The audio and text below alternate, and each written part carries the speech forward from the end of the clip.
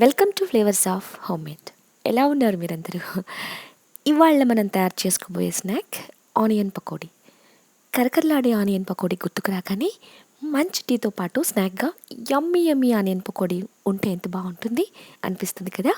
అయితే ఇంకెందుకు ఆలస్యం, చాలా క్విక్గా యమ్మీ యమ్మీగా కరకరలాడే చాలా క్రిస్పీగా పర్ఫెక్ట్ ఆనియన్ పకోడీ, అచ్చం స్వీట్ షాప్స్లో దొరికే ఆనియన్ పకోడీని తయారీ విధానం తెలుసుకుందాం. ఈ ఆనియన్ పకోడీని గట్టి పకోడీ అని కూడా అంటారు. ముందుగా 2 పెద్ద సైజు ఆనియన్స్ని తీసుకుందాం. దాని పై భాగంలో ఉండే పొట్టు తీసేసి ఆనియన్ని మధ్యలోకి 2 భాగాలుగా కట్ చేసుకుందాం. కొంచెం మందంగా పొడవాటి స్లైసెస్గా కట్ చేసుకున్న తర్వాత మరీ సన్నగా కట్ చేసుకుంటే పకోడీ అంత పర్ఫెక్ట్గా రాదు. కొంచెం మందంగానే కట్ చేసుకోండి. చిన్న సైజు ఆనియన్స్ అయితే 4 తీసుకోండి, పెద్దవైతే 2 సరిపోతాయి. ఇప్పుడు కట్ చేసుకున్న ఆనియన్స్ని ఒక మిక్సింగ్ బౌల్లో వేసుకుందాం. తర్వాత సన్నగా పొడవుగా స్లైసెస్గా కట్ చేసుకున్న 3 పచ్చిమిరపకాయలు వేసుకుందాం. తర్వాత 1 టీ స్పూన్ సోప్, 1 టీ స్పూన్ మిర్చి పౌడర్, కారం తక్కువ కావాలనుకునే వాళ్ళు 3/4 టీ స్పూన్ కూడా వేసుకోవచ్చు. 1 టేబుల్ స్పూన్ ఆయిల్, చాప్ చేసుకున్న 2 టేబుల్ స్పూన్స్ కొత్తిమీర, కొన్ని కరివేపాకులు, 1 టీ స్పూన్ ధనియాలు, వీటిని క్రష్ చేసుకుని వేసుకోవాలి, మంచి సువాసన ఇస్తాయి. 1/2 టీ స్పూన్ జీలకర్ర, రుచికి సరిపడా ఉప్పు వేసుకుని బాగా మిక్స్ చేసుకోవాలి. ఇలా చక్కగా మిక్స్ చేసుకుని ఒక 2 నుంచి 3 నిమిషాలు పక్కన ఉంచుకోవాలి. ఇలా కాస్త పక్కన పెట్టుకోవడం వల్ల ఈ ఆనియన్ జ్యూస్కి కొత్తిమీర, కరివేపాకు, జీలకర్ర, ధనియాలు వీటన్నిటి సువాసన మిక్స్ అయ్యి ఆనియన్ పకోడా టేస్ట్ చాలా బాగా వస్తుంది.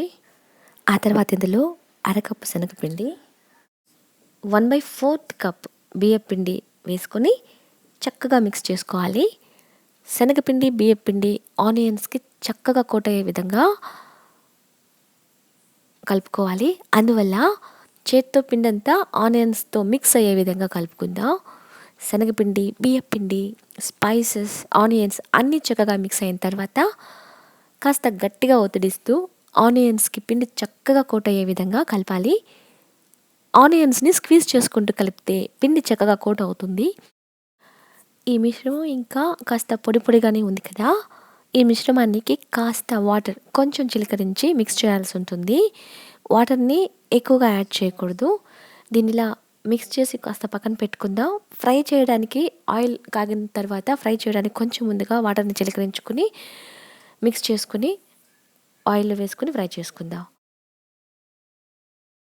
ఈ ఆనియన్ పకోడీ డీప్ ఫ్రై చేసుకోవడానికి గ్యాస్ మీద ఒక కడాయి పెట్టుకుని ఆయిల్ వేసుకుని వేడి చేసుకుందాం.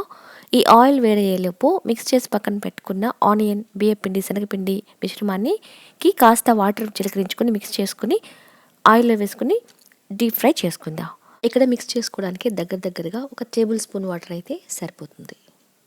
ఆయిల్ బాగా చక్కగా వేడెక్కింది. ఈ పైపింగ్ హాట్ ఆయిల్లో కాస్త ముద్దని చేతిలోకి తీసుకుని వేళ్ళతో పొడిగా చిన్న ముద్దలుగా ఆయిల్లో వేసుకోవాలి.